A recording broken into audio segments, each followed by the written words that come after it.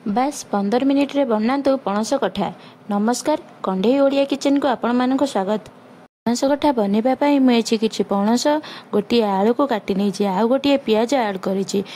मसला पई मुझे अदा रसुण पियाज काश्मीरी चिली पाउडर हल्दी पाउडर आउ चिकेन मसला नहीं ताको भल से बाटी नहीं तापर से मसला पेस्ट को आमे पणस कठार ऐड करबा आउ हाफ चमच गरम मसला को आउ 50 ग्राम सोरिष तेल ऐड करबा।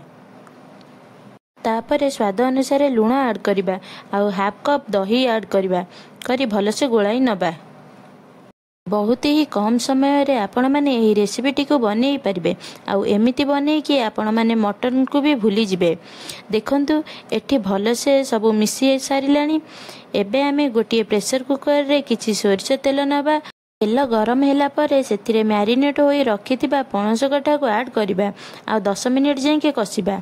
अल्प समय कसी होला परे सेथिरे आमे 1 कप पाखापाखी पानी ऐड करबा।